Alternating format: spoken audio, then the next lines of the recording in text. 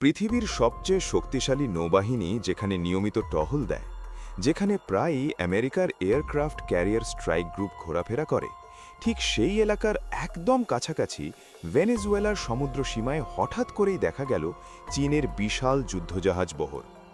দক্ষিণ আমেরিকার এই অঞ্চলে সাধারণত যুক্তরাষ্ট্রের প্রভাবই বেশি চোখে পড়ে, আর সেই এলাকায় চীনের উপস্থিতি মানে শুধু একটি সামরিক টহল নয়, এটি স্পষ্ট রাজনৈতিক বার্তা, এক ধরনের শক্তি প্রদর্শন।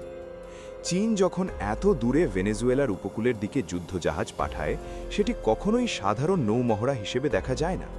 ভেনেজুয়েলার মতো দূরবর্তী অঞ্চলে বহর পাঠানোই প্রমাণ করে চীনের নৌবাহিনী এখন শুধু কাগজে কলমে শক্তিশালী নয়, বাস্তবেও বৈশ্বিক উপস্থিতি জানান দিতে সক্ষম। এই বহরের সবচেয়ে গুরুত্বপূর্ণ অংশগুলোর একটি হল তাদের ডেস্ট্রয়ার জাহাজ, বিশেষ করে টাইপ 055 ডেস্ট্রয়ার। এই জাহাজকে অনেকেই চীনের সমুদ্রের দানব বলে থাকেন, কারণ এর সবচেয়ে বড় শক্তি হল এর বিশাল ভার্টিক্যাল লঞ্চ। এই লঞ্চার থেকে একসাথে বিভিন্ন ধরনের মিসাইল ছোঁড়া যায়: এয়ার ডিফেন্স, অ্যান্টিশেপ, ল্যান্ড অ্যাট্যাক, এমনকি সাবমারিন বিরোধী মিসাইলও।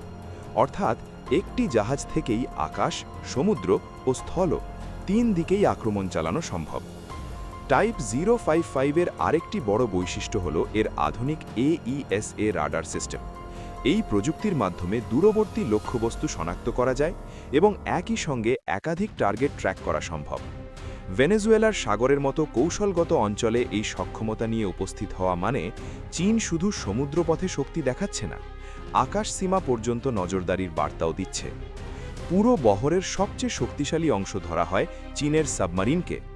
অনেক সময় সরাসরি চোখে না পড়লেও বাস্তবে সাবমারিনগুলো বহরের আশেপাশে বা কিছুটা পেছনে অবস্থান করে, বিশেষ করে তাদের নিউক্লিয়ার সাবমারিন, যেমন টাইপ 093 সাবমারিন বা টাইপ 094 সাবমারিন। চীনের সামরিক শক্তির অন্যতম ভয়ঙ্কর দিক, এগুলো পারমাণবিক মিসাইল বহনে সক্ষম। অর্থাৎ কোনো দেশ যদি চীনের উপর বড় ধরনের চাপ সৃষ্টি করে, তাহলে সমুদ্রের নিচে লুকিয়ে থাকা এই সাবমারিন থেকেই পাল্টা পারমাণবিক জবাব দেওয়ার ক্ষমতা রয়েছে। আর বিশ্ব রাজনীতিতে এটিই সবচেয়ে গুরুত্বপূর্ণ বিষয়, কারণ সাবমারিন শনাক্ত করা ও ট্র্যাক করা অত্যন্ত কঠিন কাজ। চীনা বহরের আরেকটি আলোচিত অংশ হল তাদের এয়ারক্রাফট ক্যারিয়ার। বিশেষ করে নতুন ফুজিয়ান এয়ারক্রাফট ক্যারিয়ার নিয়ে বিশ্বজুড়ে ব্যাপক আলোচনা চলছে। এটি চীনের সবচেয়ে আধুনিক ও প্রযুক্তিগতভাবে উন্নত ক্যারিয়ার। আনুমানিক 70,000 টন ওজনের এই জাহাজ আকারে কিছুটা ছোট হলেও ক্ষমতার দিক থেকে একে হালকাভাবে দেখার সুযোগ নেই। নির্মাণ ব্যয় প্রায় $16 বিলিয়ন কাছাকাছি বলে ধারণা করা হয়। সর্বোচ্চ গতি ঘন্টায় প্রায় 51 কিলোমিটার। এই ক্যারিয়ারে সাধারণত 80 থেকে 100টি যুদ্ধবিমান মোতায়েন করা যায়, যার মধ্যে চীনের নিজস্ব Shenyang J-15 fighter jet, radar বিমান ও বোমারু বিমানও অন্তর্ভুক্ত থাকে। এই বহরের গুরুত্বপূর্ণ হেলিকপ্টারগুলোর মধ্যে অন্যতম হল হারবিন Z-18। একে বলা যায় চীনের নৌবাহিনীর মাল্টি-মিশন হেলিকপ্টার। এটি মূলত এয়ারক্রাফট ক্যারিয়ার ও বড় যুদ্ধজাহাজ থেকে পরিচালনার জন্য তৈরি, যাতে সমুদ্রে দূর পর্যন্ত টহল দেওয়া যায় এবং সাবমারিন বা শত্রু জাহাজ শনাক্ত করা সম্ভব হয়। এর সর্বোচ্চ গতি প্রায় 336 কিলোমিটার প্রতি ঘন্টা এবং রেঞ্জ আনুমানিক 900 থেকে 1000 কিলোমিটার।